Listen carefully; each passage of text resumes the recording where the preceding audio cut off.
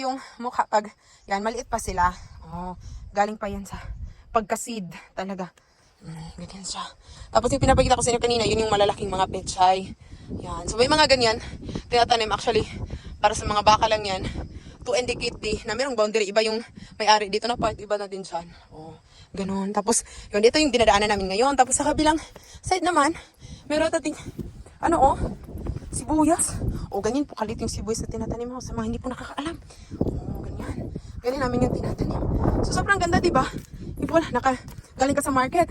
Nakalimutan mo bumili ng sibuyas. O, kumuha ka na lang doon. Actually, hindi pa yan pwede, guys. Baka pagalitan tayo sa, pag nakita tayo sa may-ari. Kasi hindi pa yan pwede. Bagong tanim pa lang yan. Diba? Tapos, kung napapansin nyo, ang dinadaan ko talaga, puro bato-bato. Imagine. Oh. Diba? Pag dito lagi, pag hubog or lasing, yan.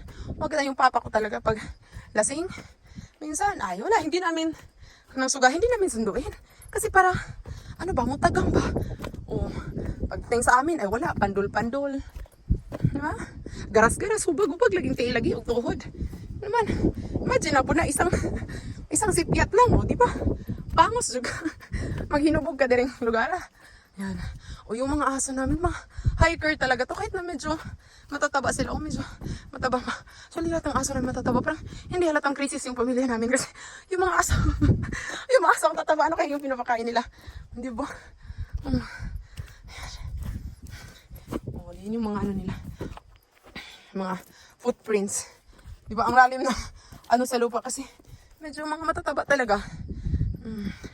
Nagwanda ako yung pinapakain nila. Baka mas pinapakain pa yung aso kaysa sa mga pamilya namin. Oh! Naku po. Parang pinapawisan na ako, bay. Oh, may mga moss green. Kita niyo lang. Ang ganda, no? Yan. Diba? Tumutubo talaga yung mga ganito kasi sobrang lamig. Napapansin nyo, may mga ganyan na sinadya talaga i-garden sa mga malalamig. Pero dito, wala common mo yun. Makikita sana kahit sa mga bato-bato. Tapos, may mga husing mga ganyan is, yan, para yun sa farm. Kasi wala namang tubig dito. So, meron silang mga hose. Galing yan sa water pump. So, doon na side. Basta doon, ang layo. May tubo dyan. May water. Tapos, yun nilagyan nila ng water pump. O, diba? Para ipump yung water papunta dito sa mga farm. Okay, imagine. Guys, pag nagubog-ubog yung magkabilang side may bato. Ayan. Talagang piklo yung patutunguhan mo yung paghubog-hubog dito. O, dito pwede nalagyan ng isda. Ganun. O, ito din. May pwede nalagyan ng isda kasi. O, ito pababa na naman to na part. Yan, pababa na naman to na part. Pero, short lang. Yan. Sobrang foggy talaga. Tingnan yung buhok ko ngayon. Even yung, yung pilok ko may, may fog na. May tubig. Diba? Exage naman.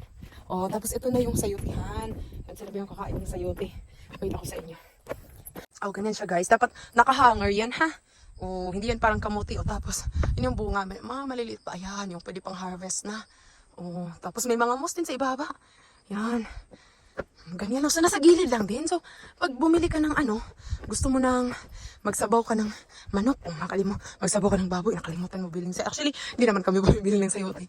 Or pag wala ng o, diba? Wala ng sayote yung yung wala ng bunga. O, pwede ka, na sa gilid. O, may cabbage. Ipapakita ko na lang din sa inyo. May cabbage. O, yan. So, ready for harvest na yan. Diba? Nasa gilid lang. Nakakakilig. Yan. May mga aso. Wow! Mga survivor yung mga aso namin. Siksi kayong kiay bumuglak ako. Yan. So, ang daming cabbage talaga. Kaya, kung nakapunta kayo dito sa amin, yung mga tao, mga healthy talaga. Kasi, laging kumakain ng vegetables, tapos fresh na fresh. O, tapos kung nakikita nyo, yung mga maliliit na tinatanim dyan na nakaplat. Yun yung mga maliliit na pechay ba yun or cabbage? Ay, pechay. O, para dito yan. O, ito yung mga kasama nila tinatanim na. Di ba, maliit na pechay. Tapos doon, pinaplat kasi parang humay lang din ba. O, yun kukunin nila. Kasi, ang laki pa ang lawak. Ang pwede pa nilang taniman. Kaya, tapos ngayon, may konting sikat na ng araw na nafe-feel ko. So, ayan, ilang minutes na ba tayo? Sobrang layo, diba? O, wala talaga kaming kapitbahay, guys. O, yung mga nagmamayari sa, ano yan, mga farm, hindi ito sa amin, ha? Hindi naman kami hasyendera. Sorry lang. Yan. So, sobrang layo. Yung mga nagmamayari dyan sa mga farm na yan, doon lang nakatira. Yun, tapos ito, may ibang, napapayita ko din sa inyo. Ayan ako ngayon, location. Tapos, doon na banda, merong, may trapal, o may tubig. So, galing din yan sa, somewhere, malayo din. O, nilagyan yan ng ano, ng may hose dyan para mapupuno yan ng water coming from different area. O, petray din yun, para ibang type yung pagtatanim. Ganun, diba? O, yung mga tao dito, nakabutas sila yan. Kita niyo yung, ano, footprints pa yun. O, may hose din. Grabe talaga. Alayo, parang, okay lang ba kayo dyan nakikinig sa akin? Parang, kayo yun din yung hinihingal, diba? Katabi lang din, sa dalan lang din, di ba? May nakikita kayo, ano to, kanyo guys, yun yung cabbage, di ba? Before yan nagiging ganyan, di ba? Yung lang pinakita sa inyo kanina. So, ganyan yan, di ba? Sobrang lawak. Hanggang doon pa yun sa likod. Mga cabbage talaga, gilig lang yan. Daanan namin. Di ba? Ganyan ka. Bongga yung lugar namin. Tapos malapit na tayo, konting kembot na lang. Darating na tayo. Yun. So, may mga hose. Hanggang dito, may hose pa. Ito dumadaan. Tapos may nakikita kayo mga baril. So, yun yung lalagyan ng mga fertilizer. Yung lalagyan ng fertilizer pag abono kasi, depende lang din namin pag maulan.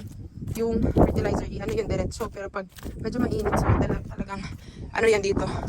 Ilalagay yan dito. So, titingnan natin. Ilalagay dyan. Diba? Punuin niya ng tubig. Kailangan pag gusto ko nga, punuin niya ng tubig. Para dun i-melt yung fertilizer. Yan.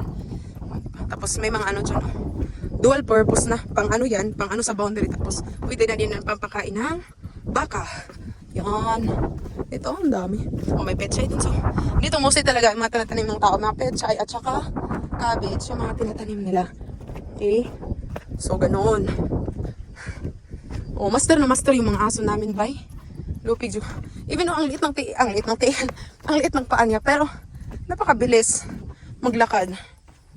Ganyan talaga yung mga aso, no? Ganun. Diba? Okay lang ba dito mag-heels? Sige nga. Mag-heels kayo, papunta dito. Tingnan natin. Naku po. Thank you, Lord. Hindi ko alam din. Bakit doon talaga tumitira yung parents ko? I-narrate ko yan. I-share ko yan sa inyo. Sa next vlog ko. Bakit doon talaga sila tumitira? Ano yung reason behind? Ba't doon talaga? Kahit na sobrang layo sa Kabiasnan. Sobrang layo sa merkado. Sobrang layo sa paaralan. Sobrang layo sa market. Sobrang layo sa hospital. Sobrang layo sa lahat. Sobrang layo sa mga kapitbahay. Sobrang layo sa kuryente. Buti nila may kuryente kami. Sobrang layo sa kalsada. Ano pa ba? Sobrang layo sa... Di ko alam. Lubang layo sa... Malayo sa lahat. Dude. May mga cabbage yan. Hina-harvest na yung mga cabbage na yan. Tapos ngayon, may kalsada na doon. Nakikita natin sa malapit. So malapit na tayo nakarating. Kunting tiis na lang. Minsan, eto, naglalakad kami. Yung mga aso namin, ano yan ka ng mukasta ba? So, that's why na pagdating sa merkado talagang marumi kami. Kasi yung mga aso namin, nasa boss natin, paano tayo? Napaus na ko. May garage, doon yung garage namin. Doon yung nakapark yung mga cars namin. Diba? Diyan lang. Tapos, sa gilid ng garage, may pond pa yan. Dito. Diba? Kakayanin pa ba? Ganyan yung dinadaanan namin dito. Yun. Isang sipyat lang. Wala talaga. Sobrang dumi mo na. Kasi, hindi din ganito pag mainit. So, ganito lang yun kasi, umuulan dito. Ilang days na, ilang weeks na kaya ganito. Di ba? Yung mga aso namin, mga master na to, di ba? Ang bilis. Yun. So, eto na, yung kalsada. Di ba may pond? May pond sa gilid. Eto yung kapatid ko na laging nagdadrive. Ito yung motorcycle namin. So, ganyan talaga yung motor pag dito sa probinsya. May dugtong. Ganun. Ganyan din yung itsura nila pagdating dito sa kalsada, guys. Ako cute. Di ba? Tingnan yung mga paa nila. Di ba?